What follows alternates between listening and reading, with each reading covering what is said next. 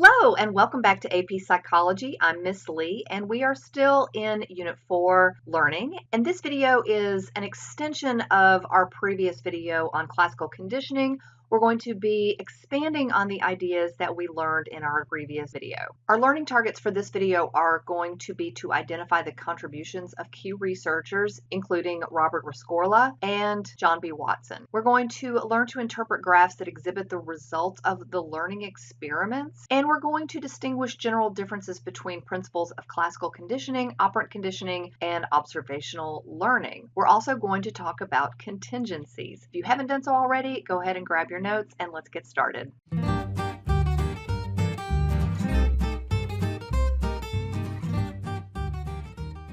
Okay, J.B. Watson, John Watson, we've talked about him before, and he is known as the father of behaviorism. In 1908, at the age of 30, he was named chair of the psychology department at Johns Hopkins. He made $3,500 a year. That was a large salary back in those days. In 1913, he ushered in the era of behaviorism in psychology by writing in 3 sentences what became known as the Behaviorist Manifesto. Summed up is that psychology's content should be behavior, that its method should be objective rather than introspective, and that its goal should be the prediction and control of behavior rather than understanding mental events.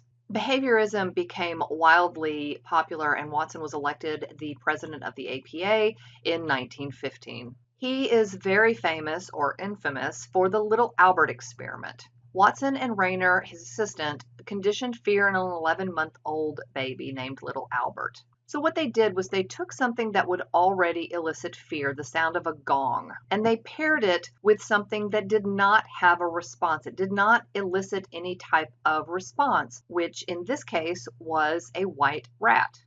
In this experiment, the unconditioned stimulus was the gong, the unconditioned response was the fear, the neutral stimulus was the rat, and you will see what happened when he paired the 2 stimuli or made an association. So again, in the Little Albert experiment, the neutral stimulus was paired with the unconditioned stimulus. The baby was presented with the rat, then the sound of the gong elicited fear. The neutral stimulus of the rat plus the unconditioned stimulus of the gong elicited the unconditioned response of fear. Once these 2 stimuli, the rat and the gong, were associated, the rat became the conditioned stimulus, and the fear was then a conditioned response. He learned to be fearful of a white rat. He wasn't originally fearful of the rat. He learned through association between what was a neutral stimulus and an unconditioned stimulus. We're all going to jump if somebody comes up behind us and bangs a gong behind us, right? So this fear that was a natural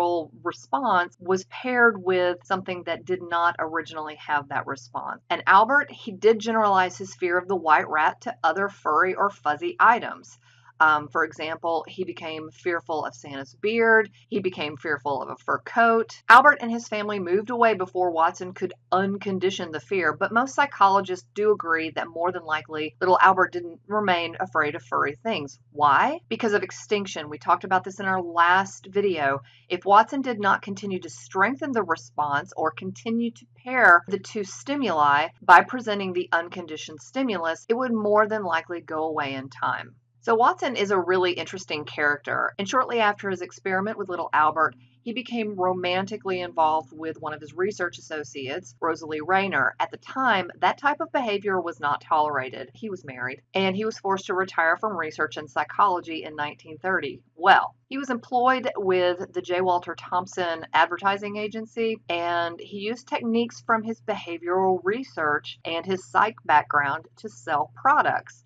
Watson showed that people's preferences between rival products were not based solely on their sensory qualities, but on their associations. He went on to develop some of J. Walter Thompson's most successful campaigns. Maxwell House Coffee utilized and popularized the idea of a coffee break. That didn't even exist before John Watson. Pond's Cold Cream was using testimonials from the queens of Romania and Spain. There was definitely an association there. And Johnson's baby powder was convincing to mothers that they should use the powder after every diaper change. There's really no medical basis there, but John Watson started this really just through psychology. In 1958, the APA awarded Watson with its gold medal for his contributions to psychology. So you've just gone through the rise and fall and rise of John B. Watson. So what has Watson's research taught us? Well, much of what we know about counter-conditioning for phobias and other anxiety disorders, this is actually stuff that's used in clinical psychology. It teaches patients to respond in a relaxed manner to the conditioned stimulus until eventually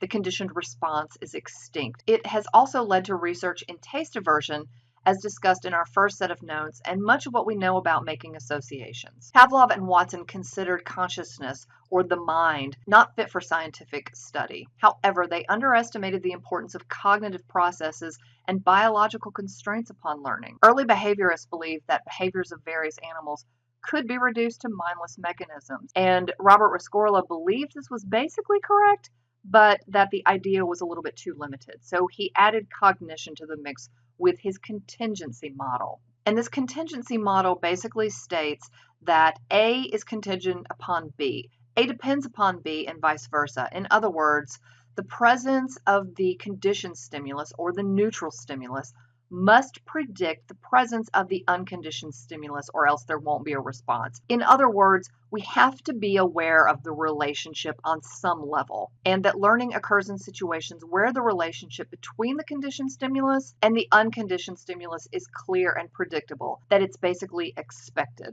An example of the contingency model. For 3 days straight, when the phone rings in class, it's for you and you're called to the office. The next day when the phone rings in class, you get out of your seat and begin to head out the door because you assume the phone call is for you to go to the office. Why? Because the phone ringing is contingent upon you being called to the office. Whenever the phone rings or whenever A happens, B happens. You are called to the office. One predicts the other. But let's change the scenario and see what happens. For those same 3 days, whenever the phone rings in class, a different student is called to the office. The last call was for you. What would you assume when the phone rings on the 4th day? Nothing. Why? There isn't a strong connection between the phone ringing and you being called to the office. There's not an expectation. There is not any predictability. One event isn't going to predict the other. Our reactions are not just knee-jerk reactions or like a robot, but they're based on our expectations of what will happen, and that is the contingency model. And that is also it for classical conditioning. In our next video, we will cover operant conditioning. I can't wait to see you then. Bye for now.